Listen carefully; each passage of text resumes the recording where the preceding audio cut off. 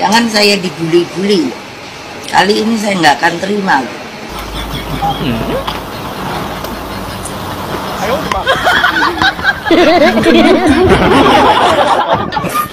Bu Mega, Ya, kabarnya Sekjen Anda, Hasto, sudah ditetapkan menjadi tersangka. kalau Hasto itu ditangkap, saya datang. Saya nggak bohong. Kenapa? Saya ketua umum, bertanggung jawab kepada warga saya. Terus, apa langkah Bu Mega? Waktu Pak Hasto katanya mau dipanggil, apa mau ditahan, saya bilang, Kapolri, itu karena nggak mau ketemu, saya ngomong terbuka. Bu Mega ngomong gitu ke Kapolri. Kalau dia ditangkap, saya hitung. Apa tuh? Apa namanya? Siapa, Bu? Itu siapa yang gara-gara kamu mau ditangkap nih? Siapa namanya? Siapa? Agus Bundung? Tutu. Siapa? Harun Masiku. Itu tahun 2019. Oh, Harun Masiku. Bukannya Harun Masiku itu kader Ibu? Ya. Masa pura-pura nggak kenal sih? Dan begitu, Bu. Karena dia jadi buron, terus pura-pura nggak kenal gitu. Kan semuanya diblok. So, what do you do?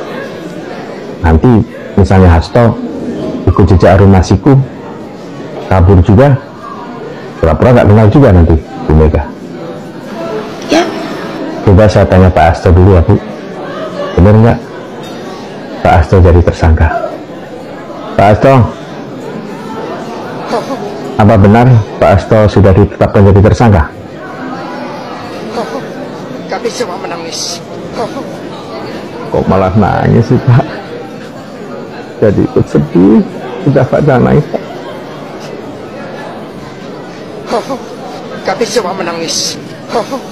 Para kiai menangis. Ibu Megawati menangis.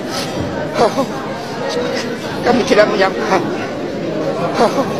Semoga diberikan keadilan.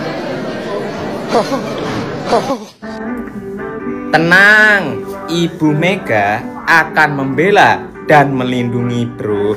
Lah, ini yang harus kita ingat dan buat catatan agar generasi muda bangsa kita mewaspadai sifat-sifat yang seperti ini. Kok yo masih ada ya? Jika orang salah masih dibela dan dilindungi. Inilah jan angel-angel. Hei, tahu nggak? Drama PDI Perjuangan masih akan berlanjut ya. Setelah Hasto masih ada Yasona Lauli, salah satu kader PDI Perjuangan yang sudah dipanggil KPK 2 kali tidak datang dan kemarin baru dipanggil. Kita lihat KPK ini bakalan panen kakap-kakap besar dari PDI Perjuangan. Ada yang bilang juga, kan yang korupsi nggak cuma dari PDI Perjuangan, masih ada partai yang lain. Iya benar ya. Kita mendukung mau partai apapun, mau Gerindra, Golkar, PDI, apapun itu ya, yang dimana mereka pejabat-pejabat yang menjadi mafia negara dan merugikan negara, maka mempunyai kewajiban KPK untuk menangkap. Jadi kita nggak cuma berbicara PDI Perjuangan. Jadi buat kalian para pendukung PDI Perjuangan, jangan beranggapan kita hanya senang dengan kader PDI Perjuangan yang jadi tersangka. Enggak, kita juga menunggu dari kader-kader partai yang lain. Tapi kebetulan ya, ada seorang Hasto yang kita paling benci ya, dan kita paling muak sama orang itu. Akhir tahun ini ya, kita dapat kado yang terindah adalah Hasto ditangkap dan Hasto menjadi tersangka. Mantap nggak tuh? Ya pada intinya kita mendukung KPK, kapasitasnya bagaimana membersihkan mafia-mafia di bangsa kita. Jadi sekali lagi kita harus mengapresiasi tindakan KPK. Tapi ngomong-ngomong, Bu Mega jadi nggak nih untuk melabrak Kapolri atau mau datang ke KPK turun tangan langsung? Kalau menjunjung tinggi ya, atau Anda taat hukum, kenapa dari kemarin menghilang? Hah? Rumahnya kosong, hanya mobil dan dijaga oleh Satgas. Gentleman dong. Ya. Sudah tersangka masih beralibi, masih menggiring opini, masih goreng sana goreng sini nggak jelas. Ya sudah, sana datang ke KPK. Ya. Atau buat live atau jumpa pers, saya hari ini menyerahkan diri. Ya, bahwa kami gentleman. Gitu loh. Itu sih. Ya. Nggak usah melihat mata kekuasaan menindas rakyatnya. Kekuasaan siapa? Rakyat kecil yang mana yang ditindas? Saya ini bagian dari rakyat kecil. Ya, yang tertindas apa? Oleh siapa? Kekuasaan yang mana?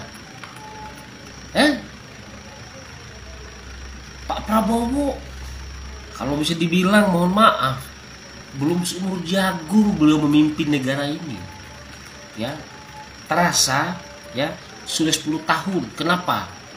Bandit-bandit, rampok-rampok, maling-maling, ya,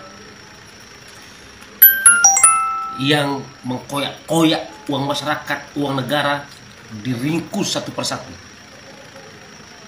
tanpa pandang bulu. Ya, nggak usah bilang ini itu karena begini karena begitu. Di mata hukum tidak ada itu, nggak masuk itu. Ya, 2 alat bukti memenuhi unsur, sudah. Ya, sudah. Itu loh. Apalagi undang-undang tipikor ini, ya, menyalahgunakan wewenang yang ada pada dirinya. Udah itulah, ya, itu yang menyeret, ya, para koruptor itu. Nggak usah lagi mau sebut siapa lagi, Pak Jokowi, mau disalahkan lagi. Pak Jokowi sekarang sudah jadi masyarakat tak ubah beda dengan saya. Nggak ubah beda dengan saya Pak Jokowi sekarang.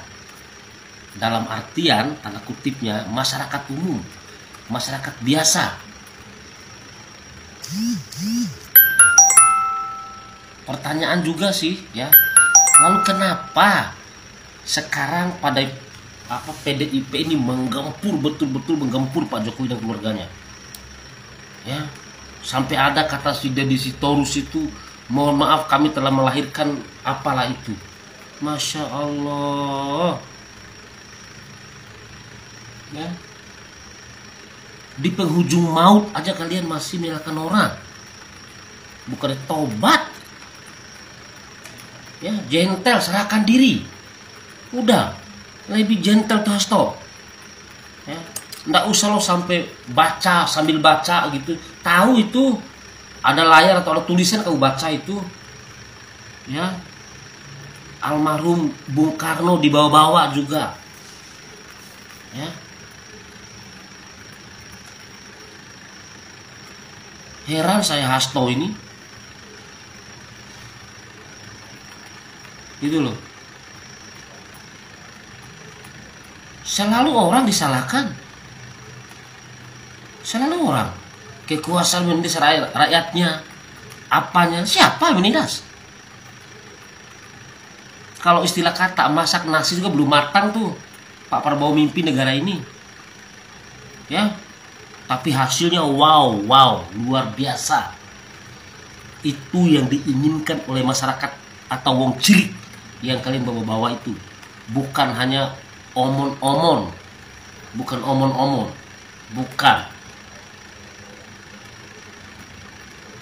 Ternyata kan banyak dari kader PDIP yang tersangkut masalah korupsi ini, banyak.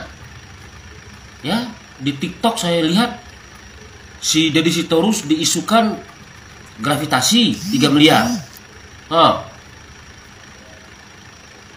Ya, Anda juga, ya, selain korup, Anda juga menurut KPK mencoba merintangi jalannya penyelidikan. Dengan apa? Dengan Anda memerintahkan Harun Masiku untuk merendam handphone di air dan menghilang atau kabur. Tuh, Ya, jangan nyinyir, kok yang segitu diurus, yang besar-besar gak diurus. Dari yang kecil dulu bro, dari yang kecil ya. Ntar ente buka mulut nih, yakin buka mulut. Kenapa tuh Harun Masiku pergi menghilang atau diumpatin oleh siapa, oleh jin ibrit, oleh siapa kek? Karena dia punya banyak rahasia. Itu jelas. Selama 4 tahun hanya sekian korupsinya atau apa dilanggar. Coba kalau diikuti proses hukum, udah bebas dia. Kan pertanyaan besar, ada apa? Kan begitu. Jadi gak usah digiring opini seakan-akan apa kalian ini termarginalkan oleh sistem politik saat ini. Bukan. Ya. Jangan seperti itu menggiring opininya. Realnya, gentlenya, datang serahkan diri, ikuti proses hukum itu. Ya, tidak mungkin negara ini mengurung Anda dalam penjara melebihi dari kadar pelanggaran yang anda buat. Tidak mungkin. Itu loh. Ya. Saya sayangkan, saya lahir di zaman 3 partai dulu, Golkar, P3 ya, sama PDIP. Bagaimana PDIP di zaman itu? Ya, mereka berjuang, PDI ya, PDI berjuang, betul-betul berjuang. Saya tahu bagaimana PDI ditindas. Saya tahu dulu itu. Dulu. Tetapi dengan perjuangan itu, ya kan, di 10 tahun kemarin atau 15 tahun ya, Ibu Mega pernah jadi presiden walaupun bukan dari hasil pilihan rakyat. Ya. Lalu PDIP mengusung Pak Joko Widodo sehingga PDIP membumi. Wah, berkuasa, itu istilah kalian. Walaupun nalar saya tidak terima dengan pemimpin yang menganggap diri kuasa. Ya. Kalau berkuasa itu berarti dia akan merintah semaunya atau merintah dengan tangan besi. Itu berkuasa namanya. Ya. Karena yang memiliki kekuasaan hanya Allah Subhanahu wa taala, bukan manusia. Ya. 10 tahun PDI menjadi partai besar. Bahkan menurut saya PDIP mengendalikan seluruhnya. Mohon maaf, setelah Pak Jokowi purna tugas, Masya Allah, itu orang masih dikoyak-koyak, masih di bawah-bawah, udah dipecat.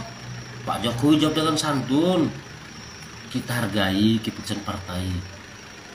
Ada lagi orang bertanya, Pak Jokowi bagaimana tanggapan tentang itu? Kita hargai proses hukum. Itu.